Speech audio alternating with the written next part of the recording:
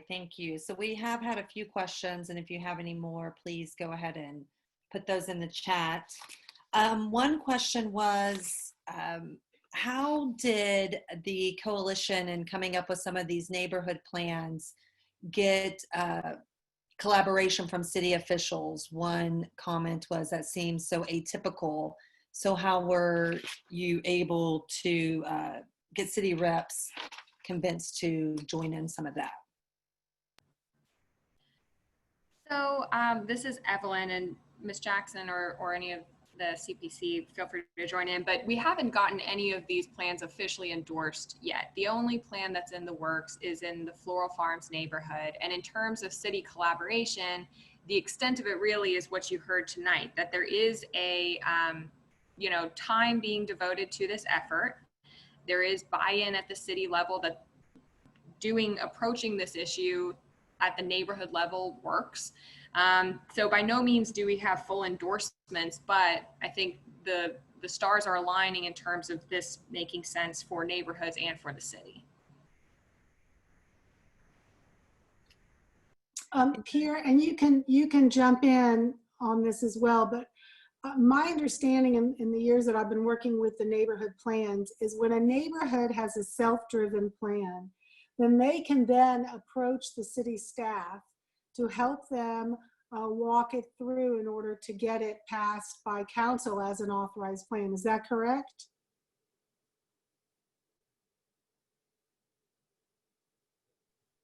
That is correct. There is a process for that. Thank you. Okay. Anybody else want to jump in on that one? Okay. Another question was, what is the ideal time frame for neighborhoods who want to create their own area plan that can be adopted into the Forward Dallas?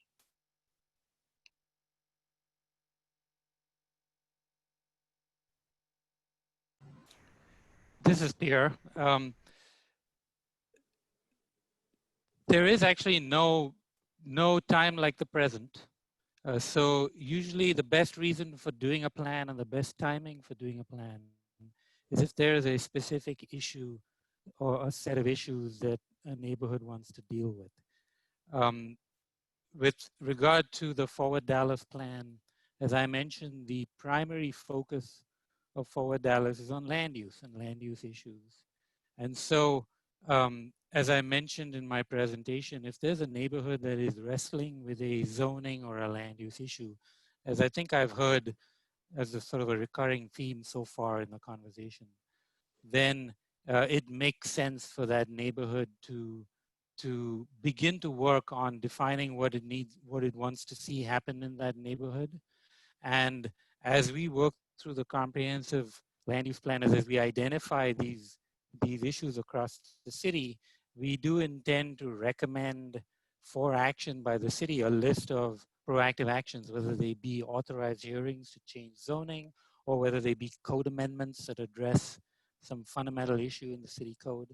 And so these neighborhood-driven planning efforts will help us in that process, because it'll help us give a grassroots sense of what the desires and needs are. Well, and also I'll just jump in. I don't know that there's any specific time for doing it. I think it needs to be driven by the issues that are being experienced in the neighborhood.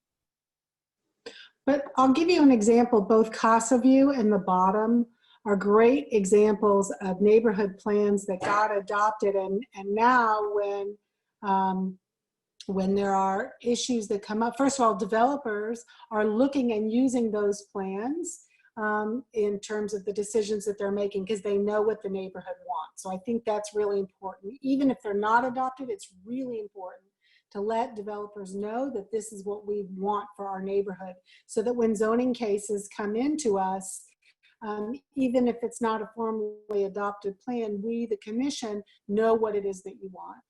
So I think that alone makes it worthwhile in a lot of ways. But get working on it as soon as possible. Use the tools that were expressed and shared tonight through the Planet process, and let's get it done all over the city.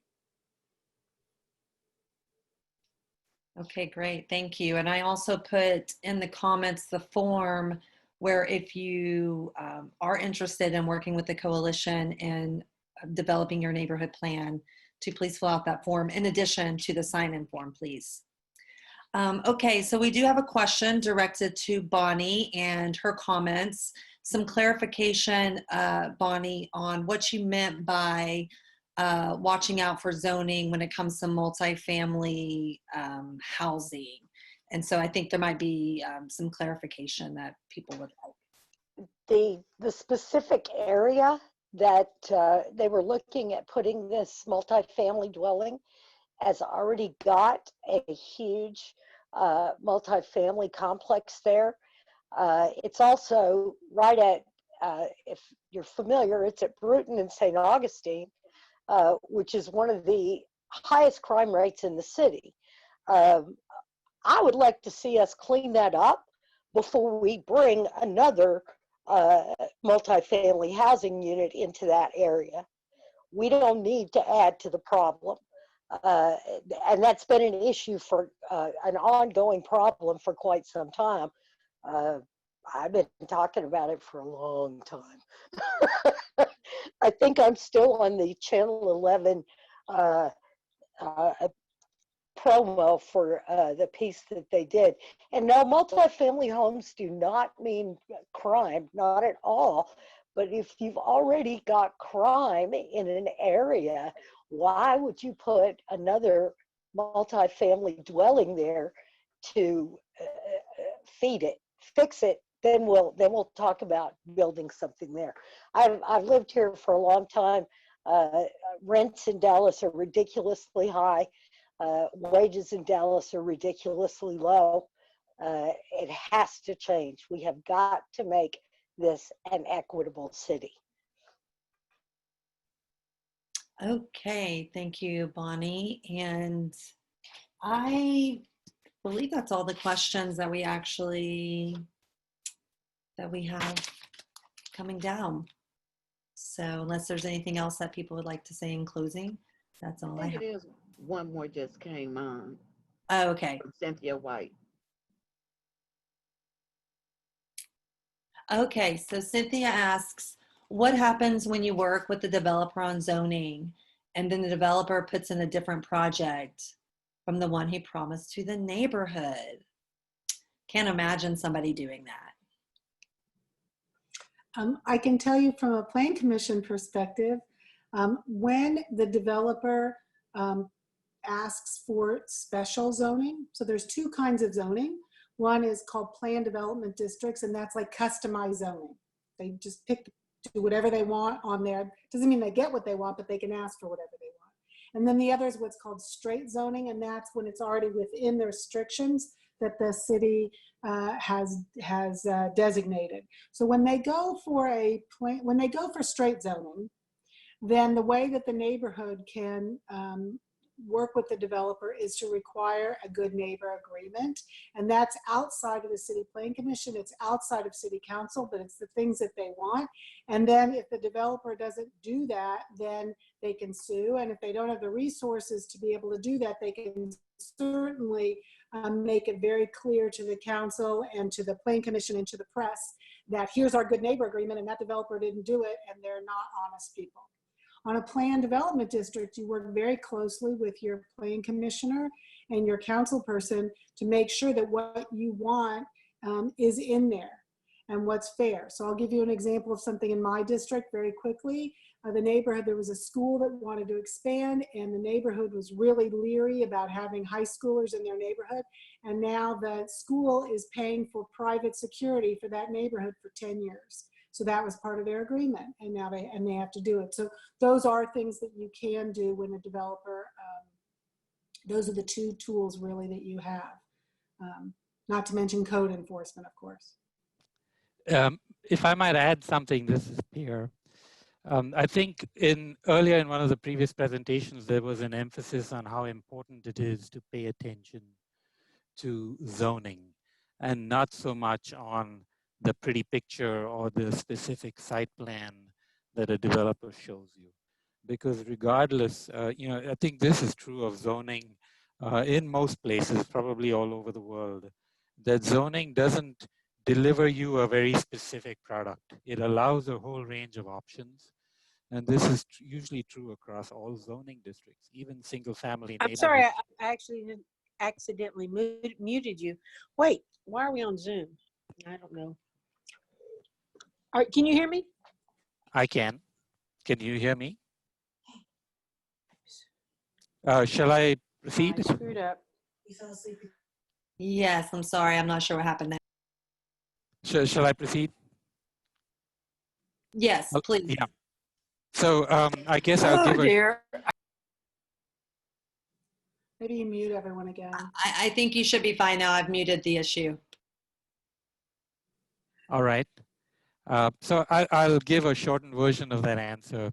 I think it's just important to remember that when you're dealing with zoning, to pay attention to the range of land uses that the zoning district allows, and not as much attention to the pretty picture or the site plan that is shown to you.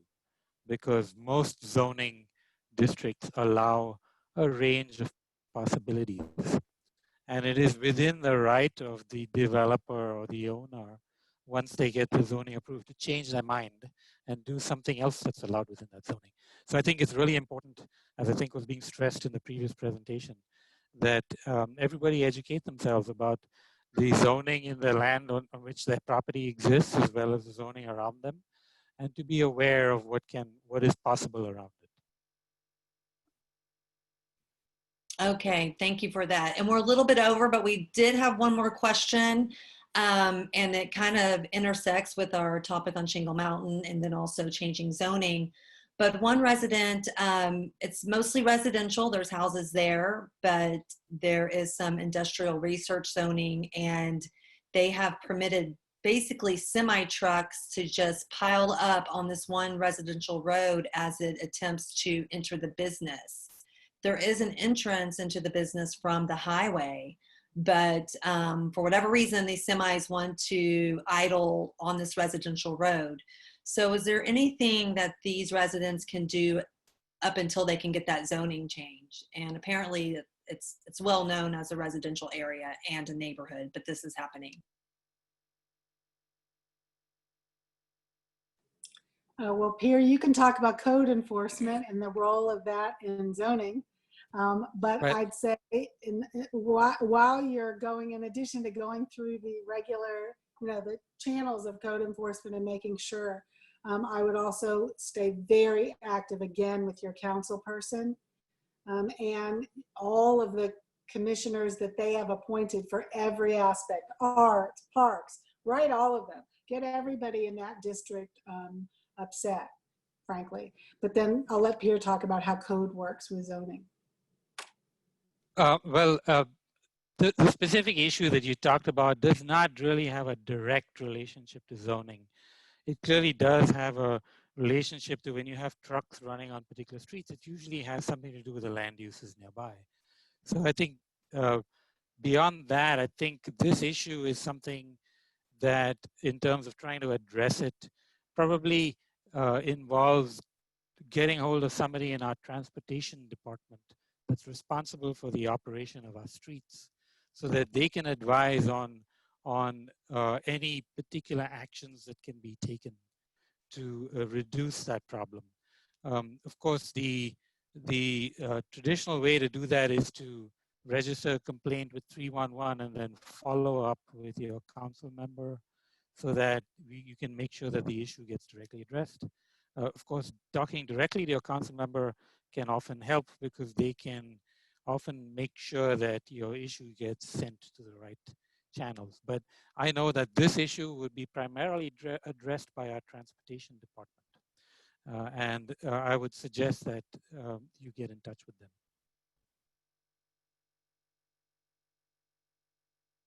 Okay, thank you. And thank you for those questions. And we do have some of y'all's information to follow up with you on some of your specific neighborhood issues.